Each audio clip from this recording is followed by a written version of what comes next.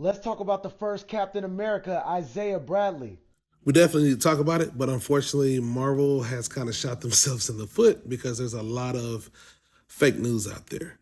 Starting with this, which is Wizards magazine that came out a couple years ago. Well, came out before Isaiah Bradley came out in a comic book. This is how they were advertising it, and unfortunately, it never got developed this way. On their website, they have also a quote saying that he was the first, but he wasn't. And I'm gonna show you some comic book receipts to clear all this up. Marvel still, I guess, hasn't found this era, and I will be one for saying that I wish that everything you said was accurate. I wish it was that way. Unfortunately, that is not the way they published it. Number one, Captain America came out in 1940.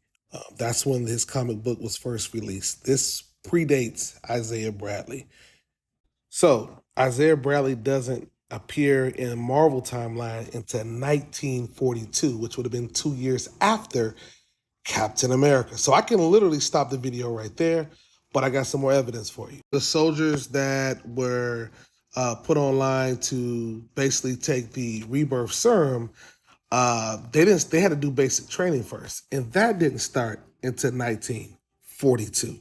Within that same year, here's a picture of that. Even after Isaiah Bradley got his super soldier strength, he was actually reading a Captain America comic book.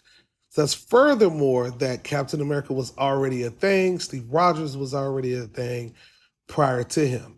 What had happened is that after the guy that invented the serum was killed, they were scrambling to try to find another serum. And that's what happened. It wasn't that the black guys, like the Tuskegee experiment, were being used as guinea pigs to come up with the serum before Steve. It was actually after the fact.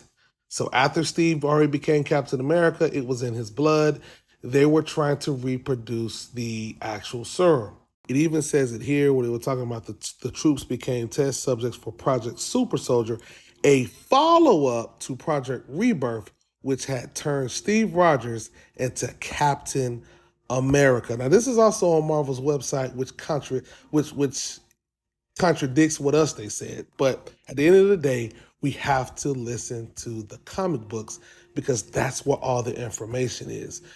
Anybody can go on YouTube, anybody can make a TikTok video, but if we open up the comic books, which are the Bibles, it will tell us everything we need to know. Also, the outfit that he took and Don as Captain America, right, because it was already created.